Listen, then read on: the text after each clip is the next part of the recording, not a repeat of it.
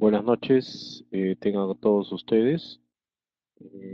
Les saluda el magíster contador público colegiado Armando Alba Alcárcel.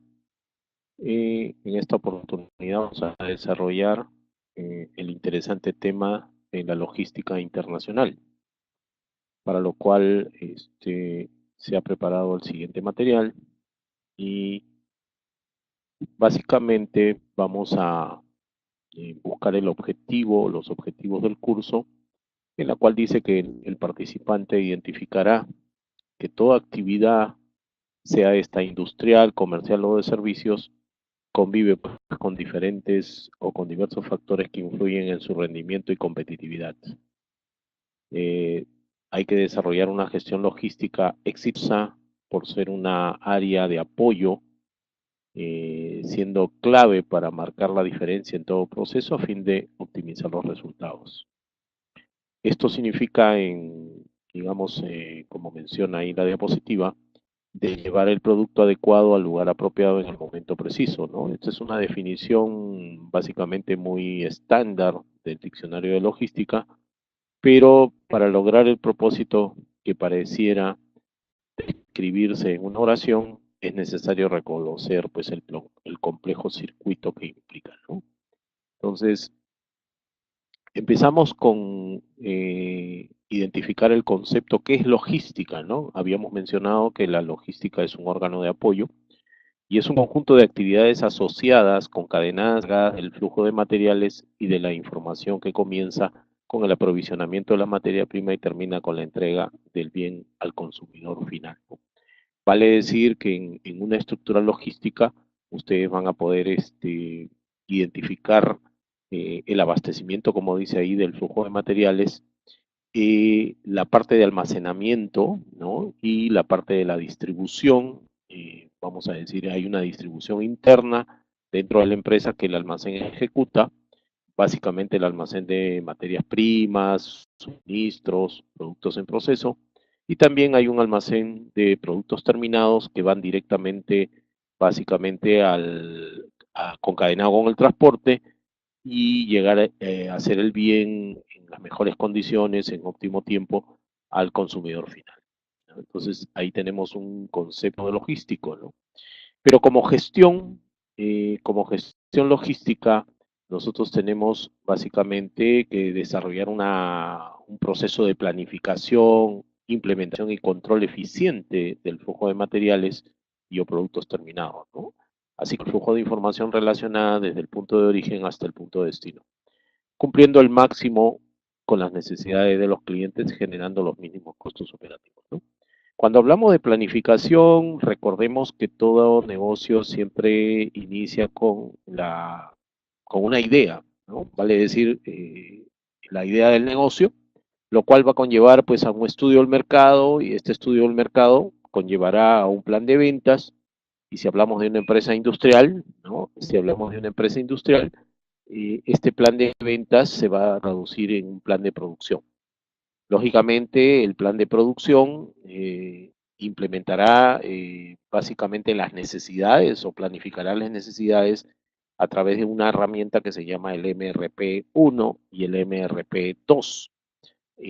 Considerando que el MRP1 están pues la lista de materiales que se necesita para la elaboración del producto y el MRP2 involucra pues la parte tecnológico, la parte tecnológica, en lo que se refiere a, eh, a las maquinarias y en lo que se refiere básicamente a los recursos humanos, ¿no?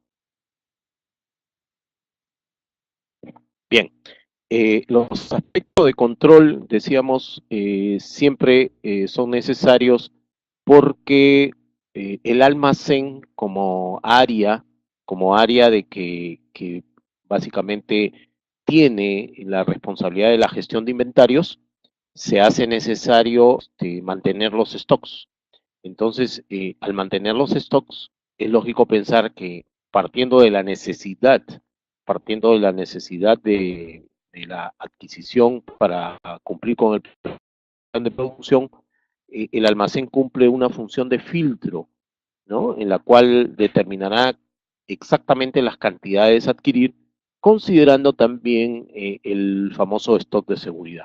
Entonces, todo eso conlleva básicamente a optimizar los recursos de la empresa, lógicamente generando, como dice el concepto, digamos, la parte temática, los costos operativos, ¿no? Y por qué no mencionar adicionalmente los costos logísticos?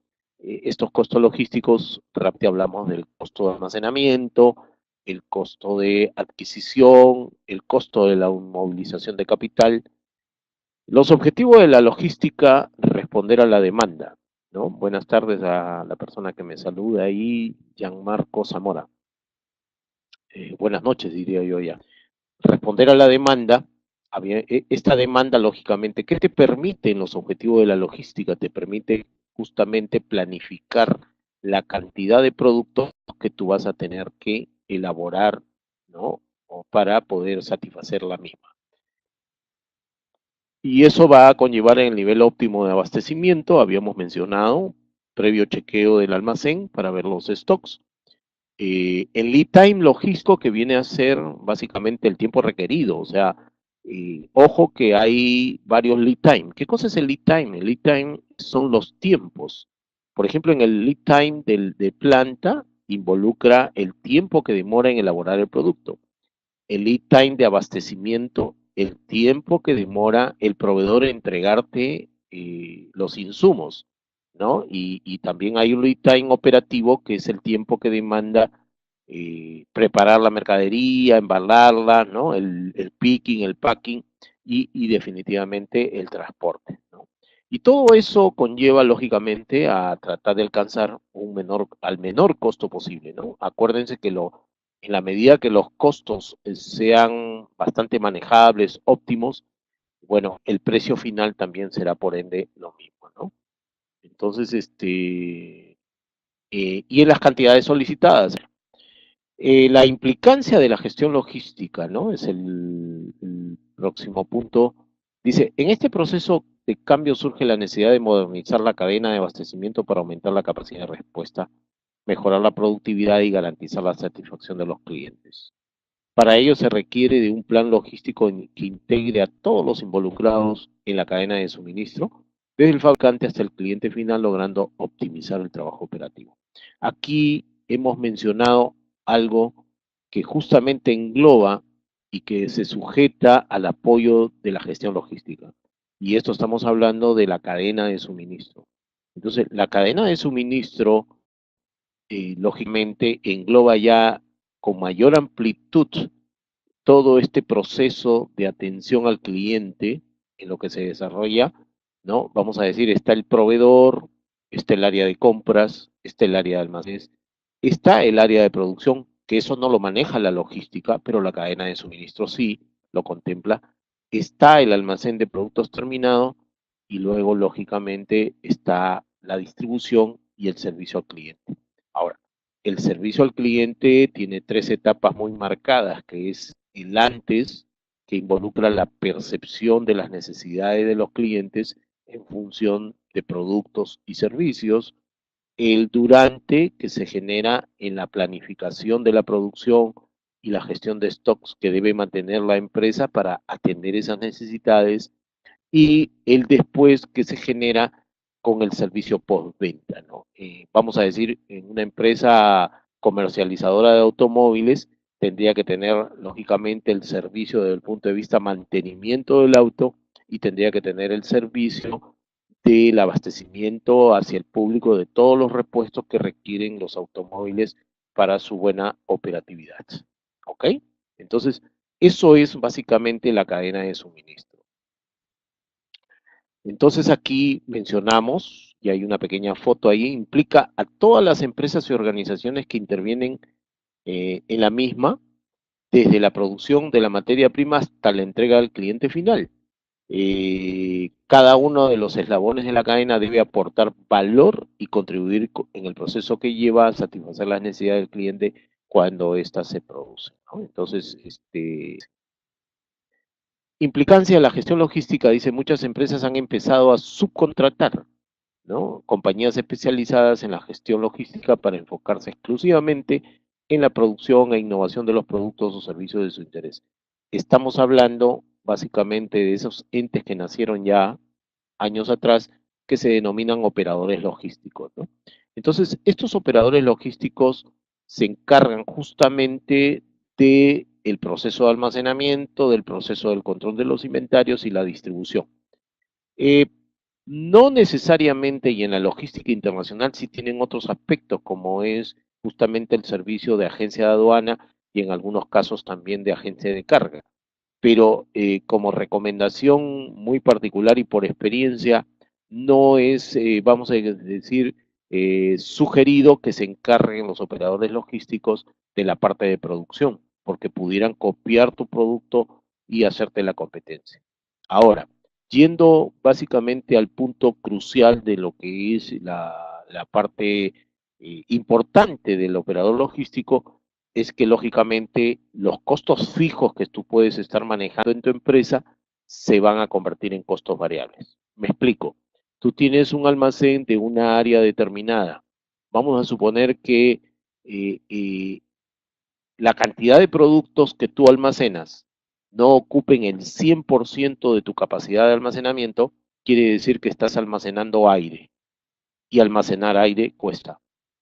Entonces, si utilizas tú el operador logístico, vas a utilizar un espacio y ellos te van a cobrar por ese espacio. Entonces, no vas a costear aire, ¿no? Almacenamiento de aire, sino vas a costear básicamente lo que realmente utilizas como ocupación de espacio de almacén.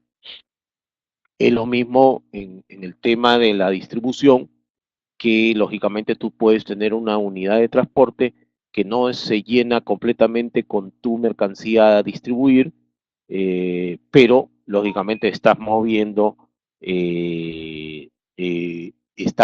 lógicamente todo el vehículo, lo cual tienes un costo fijo de mantenimiento, llantas, bueno, todo está en virtud lógicamente, ¿no? Fijos y variables, para ser más exacto.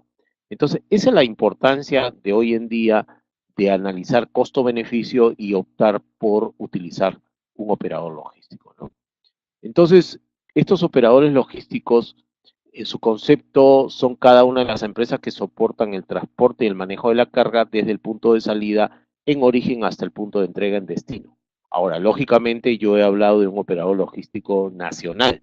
Aquí estamos aclarando de un operador logístico ya internacional, donde el manejo de la carga del punto de salida, por ejemplo, del puerto del Callao hasta el punto de entrega de destino, vamos a decir, el puerto de Amberes en Bélgica, ¿no? Entonces, ¿cuáles son sus funciones en un ámbito logístico internacional? Ofrecer y aplicar una solución eficiente a las necesidades del cliente, ¿no? Y las características pueden estar en que tiene que tener una flexibilidad y una dinámica. Básicamente la flexibilidad está dado pues en ofrecer un mix de servicios que te permitan lógicamente esa flexibilidad, valga la redundancia, y la dinámica está en la, vamos a ver, celeridad, actuación, operatividad ágil y dinámica, valga la redundancia, que se presenta, ¿no? Entonces ahí tienes el aspecto de marcado de lo que es un operador logístico. Aquí con operación de logística integrada, ahí tienes el proveedor de insumos, la línea naviera, agencia de carga, el agente de aduana, la zona primaria del terminal de almacenamiento y el transporte terrestre, lógicamente, que se pudiera dar para entregar el producto al consumidor final, ¿no? Esta es una operación básicamente de una exportación. Eh, Actividades realizadas por los operadores logísticos, tienes consolidación o agrupaje de la carga, consolidación propiamente dicho, organización de rutas, alquiler de vehículos con o sin conductor, si fuera el caso. Tienen operaciones auxiliares como operaciones de tránsito, despacho de aduanas, operaciones de distribución física. Está la recepción de las mercancías, clasificación e información de partidas, etiquetado y marcado de precios, embalaje, preparación de las cargas, entrega final. Hay operaciones de gestión y almacenaje, como el almacenamiento propiamente dicho, la gestión de stock de materias primas, semiacabados y acabados, y gestión de fechas de caducidad, que eso es muy importante, sobre todo pues aquellos productos, vamos a decir, que tienen una caducidad corta, ¿no? Operaciones comerciales, llámese facturación, gestión del punto de venta en lo que respecta al merchandising, que es la publicidad, lapiceritos, llaveros, gorritas, etc. La prestación del servicio postventa y mantenimiento que habíamos mencionado con mi ejemplo del automóvil, y la gestión de cobro de clientes, ¿no? Y por último, los sistemas de información, que es una conexión a tiempo real, básicamente a través de, puede ser de lo que estamos utilizando ahorita, el WhatsApp, ¿no? Puede ser a través del correo electrónico. Información sobre el nivel de stocks, importante también para informar a los clientes. Es más, vamos a suponer que yo quiera adquirir un determinado producto en una determinada tienda o punto de venta, no lo tiene, pero ellos me pueden informar que otra tienda o que otro punto de venta sí lo tiene y que está a disposición. La situación de los pedidos, ¿no? El estatus, ¿no? En qué situación va, las incidencias que pudieran, ¿no? Pudieran haberse presentado, y la impresión de facturas. Entonces, hay una serie de aspectos que están bajo las actividades que realiza un operador logístico, ¿no? Entonces, los procesos de la cadena, dentro de la cadena logística está el aprovisionamiento, la producción, la comercialización, la distribución física y el consumo, y la logística inversa, ¿no? Que aquí menciona reversa, también conocido inversa o de reversa, ¿no? Entonces, hay que generar una gestión integral, básicamente, en lo que respecta a esto, ¿no? Ahí está la logística de aprovisionamiento, vamos a poner en una exportación de paltas, ¿no? O aquí viene la cosecha, los proveedores de paltas que entregan a la planta procesadora, ¿no? Se extrae el aceite, vamos a decir, bueno, acá deberían haber puesto aceituna, el aceite de oliva, ¿no? Y viene toda la parte industrial, ¿no? Y lógicamente la parte importante que es el transporte, la parte operativa. ¿Ok? Estoy corriendo un poquito por el tiempo. La logística de producción, que es la actividad relacionada con el proceso de producción y preparación de embalaje para la distribución, ¿no? Ahí tenemos el almacén de insumos, ¿no? Y tenemos la orden de producción, la fabricación propiamente dicha, la recepción en el almacén de productos terminados y lógicamente la parte de la distribución que mencionamos, ¿no? En el caso de Maquila, que básicamente, vamos a decir, es la parte fundamental en la cual uno entrega la producción básicamente a un ente que va a respetar, ¿no? Entonces se tiene la adquisición de tela, los diseños, el corte, el confección y estampado y el control. Entonces la parte, vamos a decir propiamente, es la maquila. Entonces, la empresa, vamos a suponer, francesa, como lo que hace Lacoste, ¿no? Utiliza una empresa que hace todas estas operaciones. Ellos envían el logo de la empresa, ¿no? En este caso el lagartito, y vamos a suponer las etiquetas, ¿no? Y luego esto es exportado exclusivamente pues a Francia, ¿no? Está totalmente prohibido que se comercialice estos polos dentro del ámbito peruano, nacional.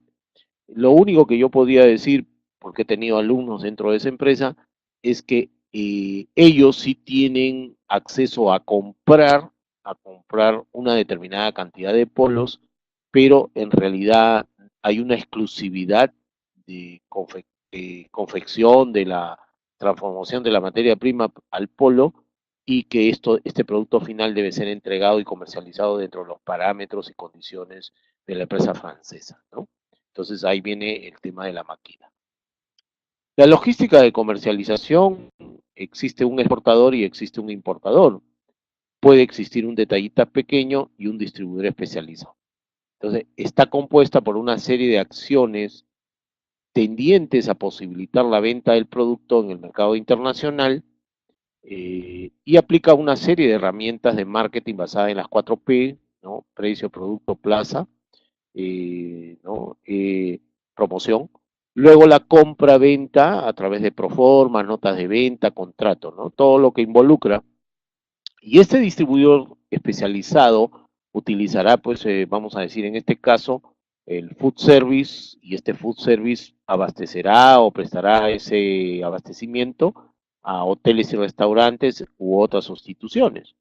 El detallista estará directamente relacionado con las tiendas, en este caso de alimentación especializada, estará, tendrá presencia en los supermercados y también tendrá presencia en las tiendas gourmet, ¿no? O sea, la relación comercial que debe tener justamente con todos estos entes en la explicación dada.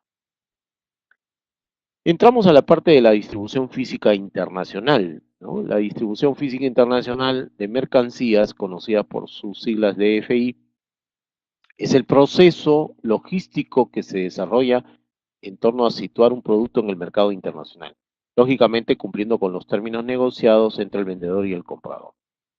El objetivo principal es reducir al máximo los tiempos, los costos y el riesgo que se puedan generar durante el trayecto, desde el punto de salida en origen hasta el punto de entrega en destino.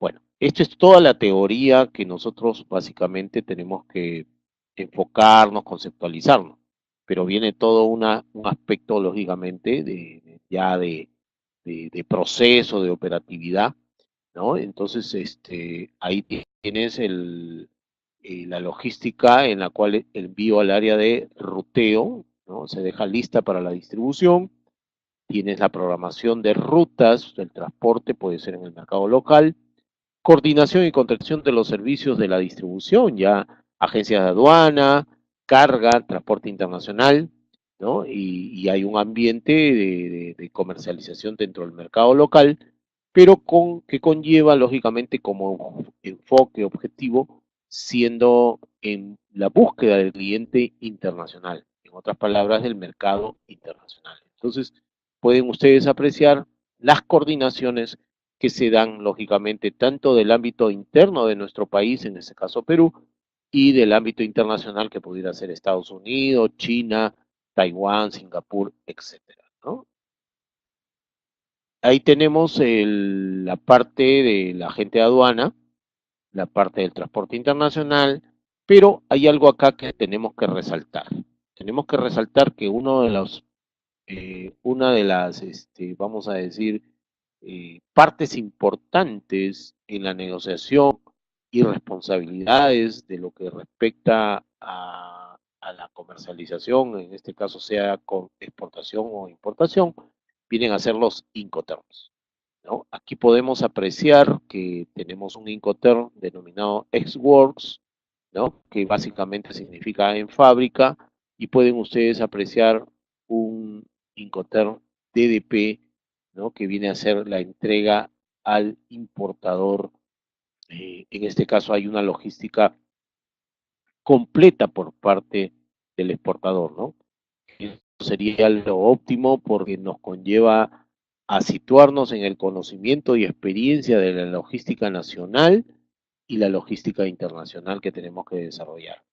Entonces el DDP, denominado Delivered Duty Paid, involucra la entrega al importador luego de haber básicamente cumplido con las responsabilidades, costos, trámites, etcétera, de todo lo que podemos ver a lo largo de esta cadena logística y básicamente, como repito, entregarle al consumidor final, en este caso, perdón, al importador, con todos los derechos e impuestos y todos los gastos que involucra o que involucró poner pues la mercadería a disposición del importador, ¿no? Entonces aquí tenemos fábrica, tenemos en la parte del transporte interno, el terminal aéreo marítimo y el control en aduanas, ¿no? Acá, lógicamente, hay un actor que se va a encargar de todas estas partes operacionales, que es el agente de aduana. Después tiene pues el agente de carga también que participa directamente relacionado con la parte del transporte internacional, ¿no? Carga y estiva, descarga y estiva en el puerto, aeropuerto de destino, básicamente después del transporte internacional. Control de aduanas que corresponde lógicamente al desaduanaje, aquí también debe participar un agente de aduana ya en el mercado, perdón, en el país destino, un transporte interno, luego de haber lógicamente cumplido con todas las formalidades. Probablemente pudiera entregarse el producto en un centro de distribución o probablemente también en un retail. Eso depende del importador, las instrucciones que te dan, ¿no?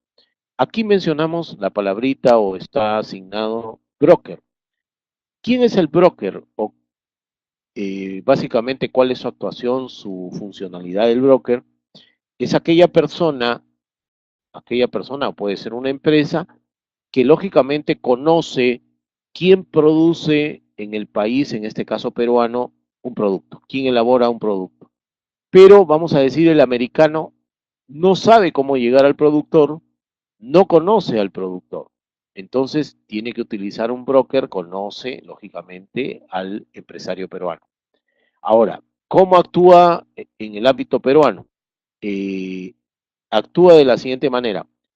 Hay un americano que tiene una necesidad, pero el peruano no sabe, no conoce, no tiene lógicamente ni la menor idea qué americano necesita tu producto o el producto que él produce, elabora, transforma. Entonces, ¿a quién utiliza? Utiliza al broker. Ahora, resaltando también el broker es un ente, una persona que conoce lógicamente ambas partes, conoce la cultura, conoce todo lo que es la percepción del cliente, todo lo que conlleva lógicamente a que pueda desarrollarse un negocio internacional. Si bien es cierto, hoy en día se hace ya bastante difícil, bastante difícil de que lógicamente se utilice un broker debido a que ya tenemos nosotros una comunicación online donde ponemos en Google necesito proveedores de tal producto y te vienen pues todo de muchas partes del mundo, ¿no? Yo creo que el broker ya ha quedado un poco de lado, quizás en el ámbito de los seguros pudiera todavía tener una presencia importante dentro de lo que es el tema de los negocios internacionales, ¿no? Eh, los servicios básicos en la distribución de la distribución física internacional está el porte local, el transporte internacional, en los tránsitos durante el traslado de la carga, que pudiera haber una gestión de almacenes, material y procedimiento de embalaje, ¿no? Acondicionamiento de la misma, luego tenemos, lógicamente, el manipuleo, el seguro a la carga que mencionábamos hace un momento y el cumplimiento de las formalidades aduaneras, ¿no? Viéndolo de un punto de vista esquemático para que ustedes tengan una mayor visión de la operatividad. Entonces, habíamos mencionado que tendría que existir una negociación y un contrato de compra-venta internacional. Como parte de esto, acuérdense que para, lógicamente, adquirir un producto, vamos a suponer a nosotros como exportadores, el extranjero, sea empresa o persona natural, nos va a hacer llegar justamente esa necesidad, ¿no? Esa invitación a que nosotros coticemos, lógicamente, dicho producto, insumo, alguna necesidad. Luego de la cotización, en algunos casos podríamos tener, sea la visita de estas personas, ¿no? Que visiten la planta, visiten la chacra. Podría ser también la posibilidad de que nosotros enviemos muestras, ¿no? Para que ellos puedan apreciar. Se puede dar el caso también que nosotros viajemos, ¿no? O también nos hayan contactado a través de ferias internacionales o en algunas, vamos a decir, comisiones que se dan de determinados grupos empresariales que pertenecen, por ejemplo, al sector calzado, vitivinícola, textil, ¿no? Entonces, los denominados misiones comerciales. Y una vez que se ha desarrollado toda esa parte de contacto, se ha llegado lógicamente a buen puerto, llamémoslo así, en la negociación con el acuerdo del precio, de las cantidades que se pudieran dar, sumando lógicamente algo que habíamos mencionado muy importante, que es el tema de los Incoterm, que determina la responsabilidad tanto del vendedor, que en este caso es el exportador, y el importador o comprador, vendría ya el cierre a través del contrato de compra-venta, ¿no? que es una figura jurídica típica que constituye el acuerdo entre dos partes ubicados en distintos países, los cuales llevan a cabo una transacción económica con fines no necesariamente lucrativos, ¿no? Porque pudiera haber también de otro tipo, pero la mayoría de operaciones que se da de exportación e importación, pues definitivamente tienen un fin de lucro, ¿no? Luego, en la negociación y contrato, es la etapa donde se establece el contacto con el posible importador y se acuerdan las condiciones para realizar la venta, el envío y el pago de la mercancía. Lógicamente que en el comercio internacional siempre se corren riesgos, por lo tanto, antes de concretar un contrato de compra-venta se debe realizar una adecuada evaluación del futuro comprador, ¿no? Hoy en día tenemos, lógicamente, una serie de herramientas tecnológicas que podemos identificar a ese posible cliente, ese posible comprador, pero también podemos apelar, recurrir a nuestros agregados comerciales en los países extranjeros que nos permitan también el apoyo de la identificación y certificación de que estos compradores, importadores existen y que no son básicamente empresas fantasma, ya que se ha dado en algunos casos este tipo de operaciones, ¿no? Se les ha enviado la mercancía, todo, y al final las empresas no han existido y hemos perdido básicamente toda la inversión. La negociación, también de acuerdo con la Convención de Viena de 1980, el contrato de compra-venta internacional no tendrá que celebrarse ni probarse por escrito, ni estará sujeto a ningún otro requisito de forma. Entonces, esto se puede aprobar por cualquier medio, incluso por testigos o grabaciones. Definitivamente, la experiencia me conlleva a mencionar que en la época que yo laboraba en estos menesteres, ¿no? Se colocaba la orden de compra, que en términos, digamos, internacionales se refiere al purchasing order, ¿no? Y esta purchasing order, que es la orden de compra, tenía que ser aceptada, ¿no? Un sello, una firma, escaneada y retornaba básicamente al origen. Se hizo un poco por la conexión a internet en los usuarios. Y me acaban de contestar por la interferencia y mencionan de que aparentemente son pocos las personas que tienen este problema, es por la conexión a internet de los usuarios, ¿no? En este caso, bueno, aparentemente puede ser su internet de ustedes. Pero continuemos. Entonces decía que la purchasing order, que es la orden de compra, retorna con la respectiva firma o muchas veces basta un correo de aceptación, ¿no? Entonces, no necesariamente yo tengo que enviar un contrato, nada, basta con la orden de compra y se da. Ahora, queremos tener una mayor seguridad, lógicamente me voy a poner ya me voy a meter en un tema que es los medios de pago internacional, ¿no? Entonces, muchas de las cotizaciones que yo pudiera colocar, ¿no? A mi futuro cliente, involucra que la condición de pago puede ser una carta de crédito irrevocable y confirmada. ¿Qué quiere decir? Que yo no voy a mover, vamos a decir, o no voy a adquirir un metro de tela, no voy a poner a echar a andar la producción sin antes yo no haber recibido, lógicamente, la confirmación de la carta de crédito, ¿no? La confirmación de la carta de crédito. Quiere decir que una vez que yo tengo la carta de crédito, eso sería básicamente un contrato de compra-venta internacional debidamente formalizado, y ya que ese medio de pago involucra una seguridad de que cuando yo embarque la mercancía me van a abonar el importe, ¿no? De acuerdo a las condiciones.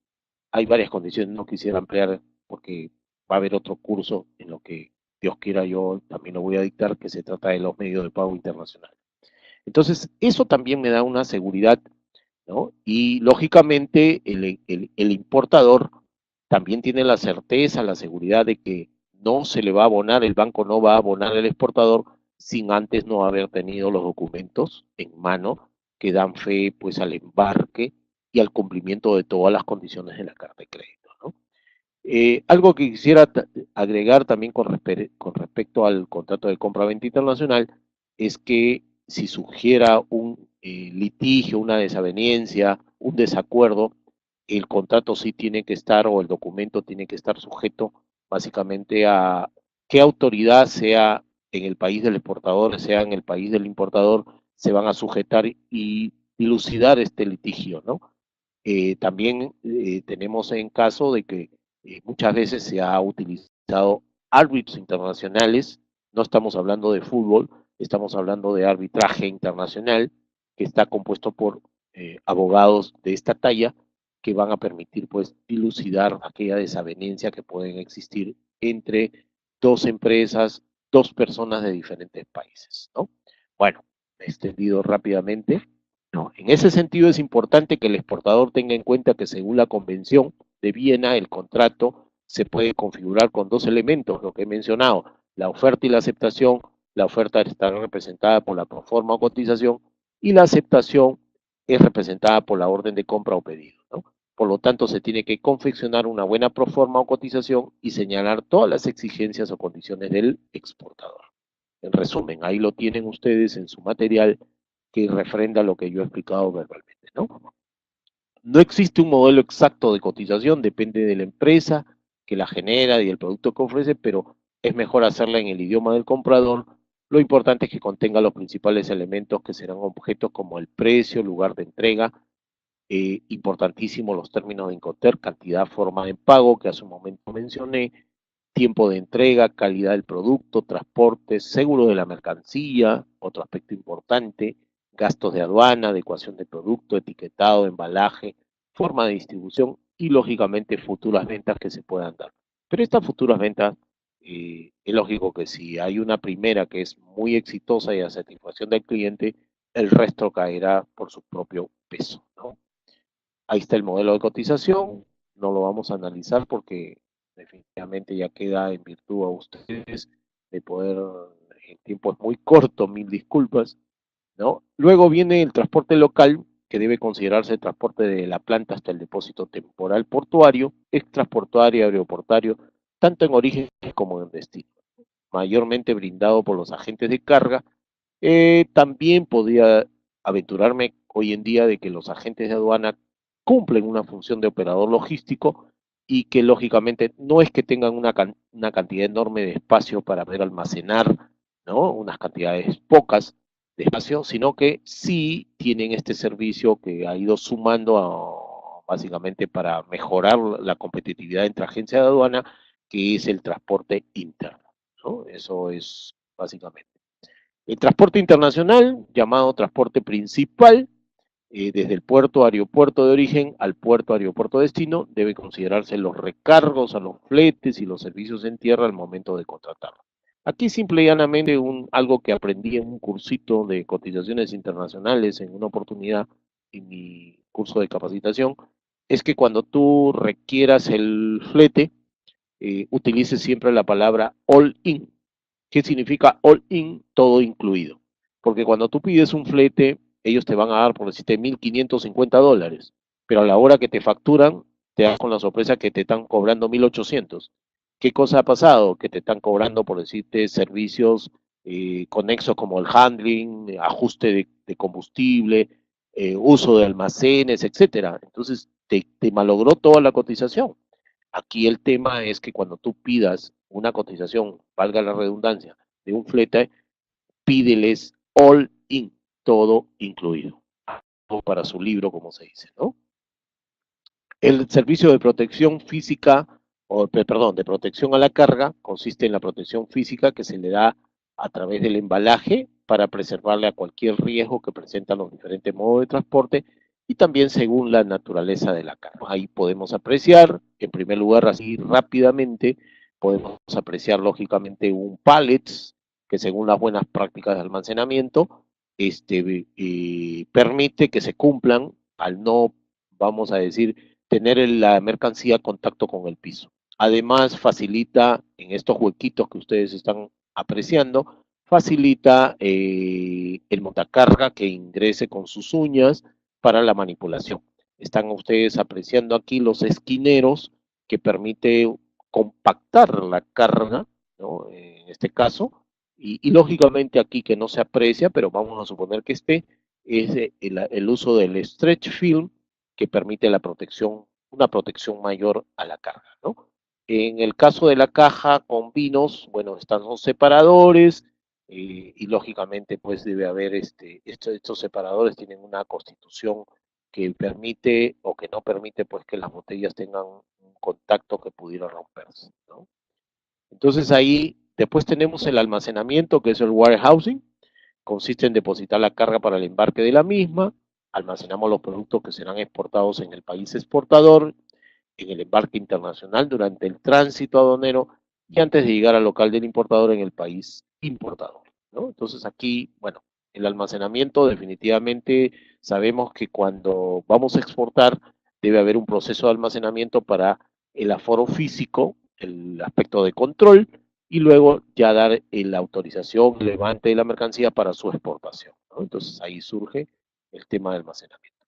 El manipuleo, que son todos los movimientos que sufre la carga, llamado también interfaces, a través de toda la cadena de distribución física, desde el almacén del exportador hasta que se encuentra a disposición del consumidor final, ¿no?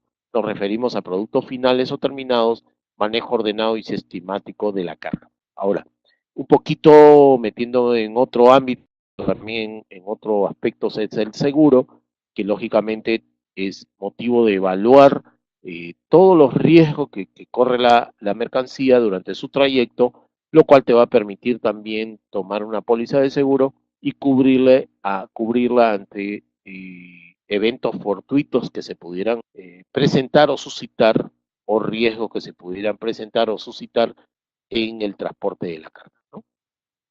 Ahí está, justamente el seguro, nos referimos a aquella protección económica para el dueño de la carga en caso de suceder un siniestro a través de una compañía de seguros, se recupere el valor perdido siempre que haya sido un riesgo asegurable y asegurado, ¿no? En caso de negligencia del transportista, será el seguro de quien pague los daños o pérdidas ocurridos a la carga, ¿no?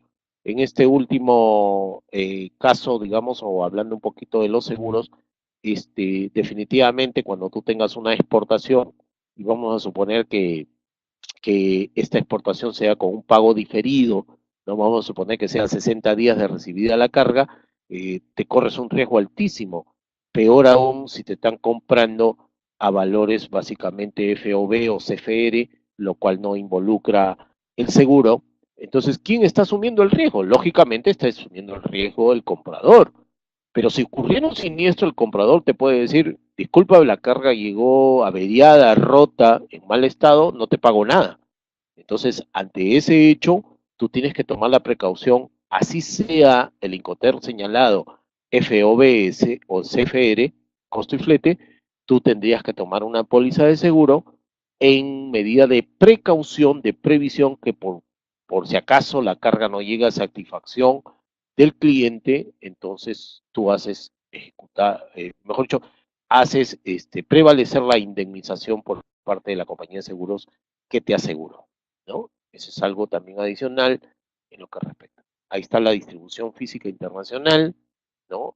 La documentación, almacén, transporte interno, inspección preembarque en aduanas, que lo he mencionado, puerto de origen, carga al medio de transporte, ¿no? Transporte internacional, puerto de destino, descarga al medio de transporte, aduanas, transporte interno en destino y recibo de la mercancía por parte del importador.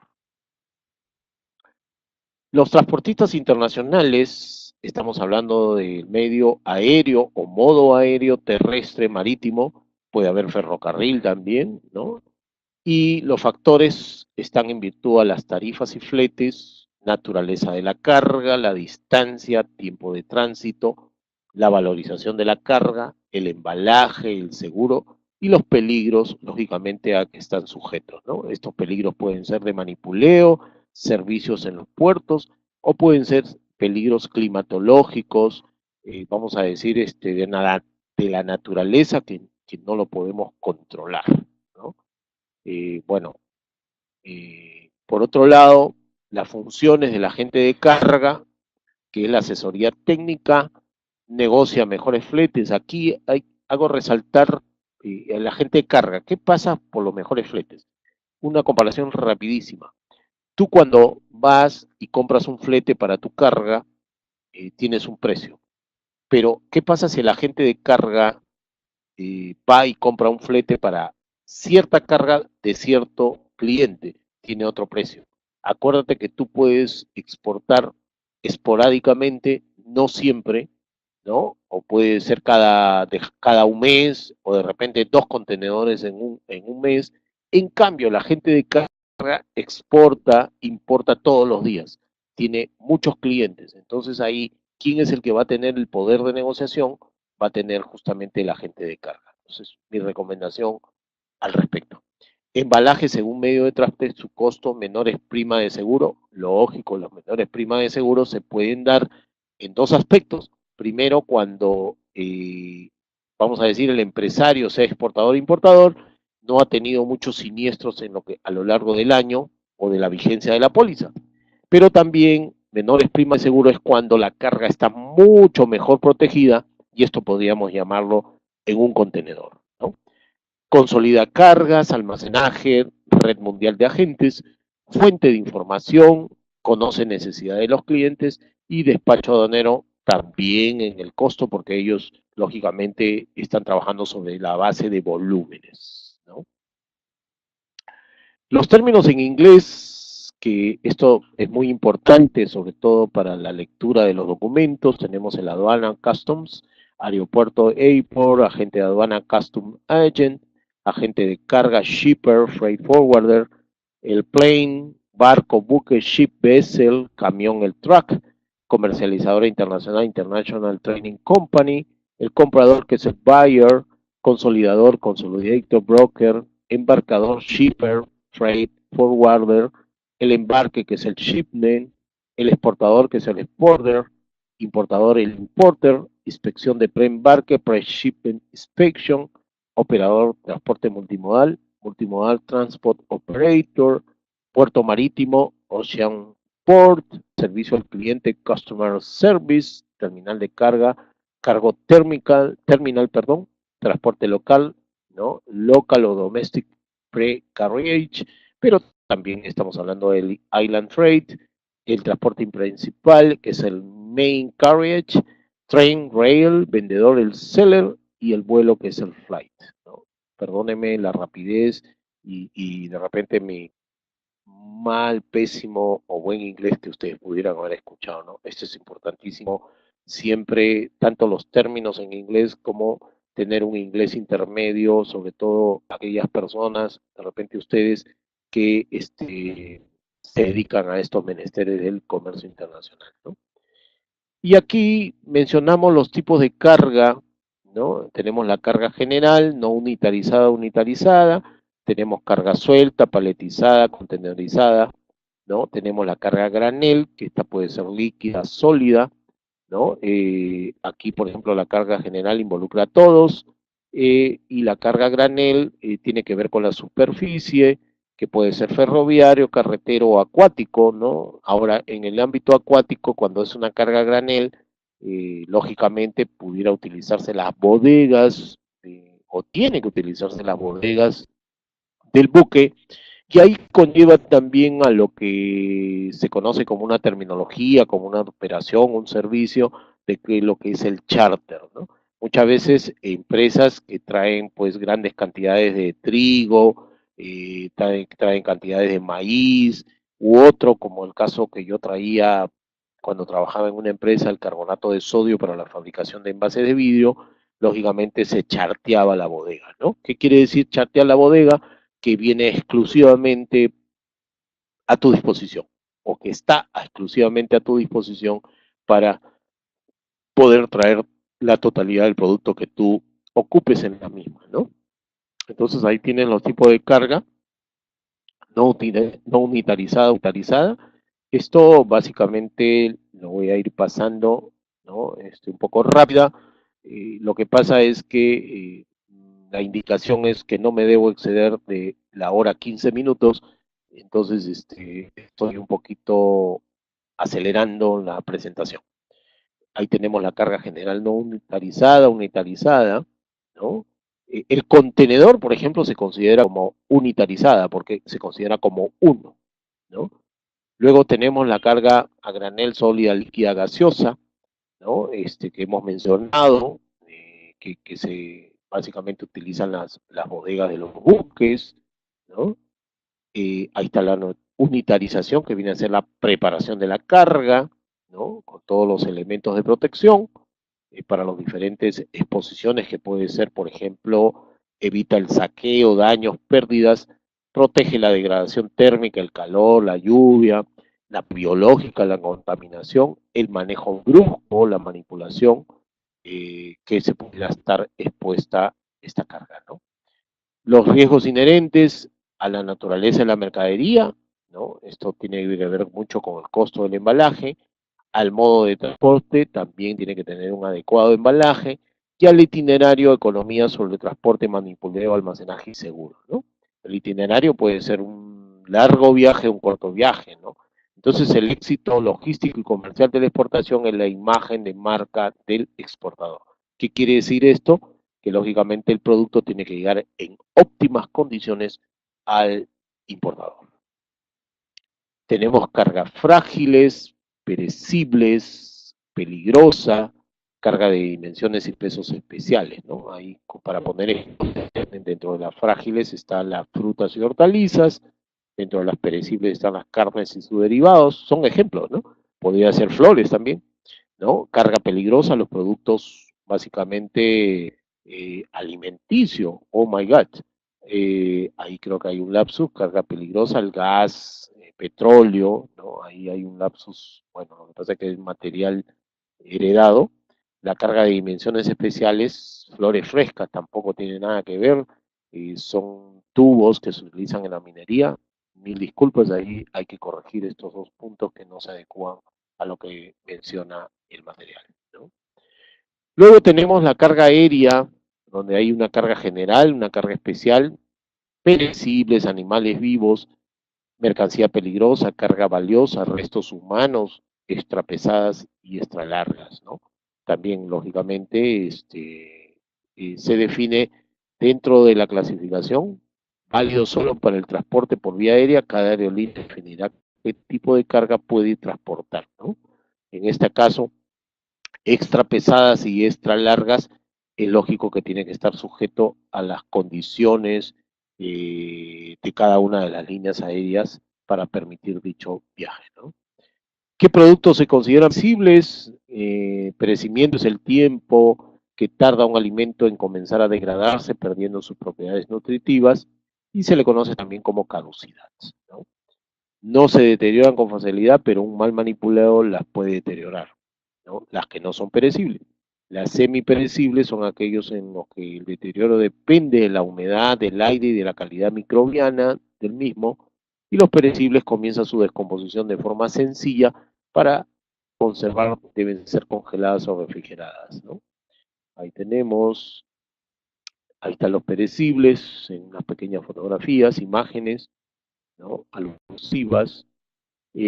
Las condiciones, contenido de humedad, acidez, composición nutricional, grado de madurez, presencia antimicrobianas, ¿no? Microorganismos, su estructura física, ¿no? Condiciones también que se da de temperatura, humedad ambiental, medio que lo rodea, estacionalidad, los grados de contaminación, presencia de agentes contaminantes, radiación o exposición. Ahí está la temperatura, que es importante, es la cadena de frío que se tiene que manejar, lógicamente, de toda la logística. Recepción de la carga en ambientes refrigerados, ¿no? Básicamente los aeropuertos, los terminales de almacenamiento tienen que tener justamente desarrollado esta infraestructura, ¿no? Se tiene que llevar el control de temperatura constantemente. Ahí tenemos los espárragos, en la cual nosotros somos básicamente principales exportadores, ¿no? Nuestro principal producto bandera de exportación, aparte de la minería, ¿no? También se tiene que utilizar mantas para, lógicamente, mantas térmicas para mantener la temperatura, ¿no? Tenemos los animales vivos que también son trasladados, ahí ustedes pueden ver que ya está camino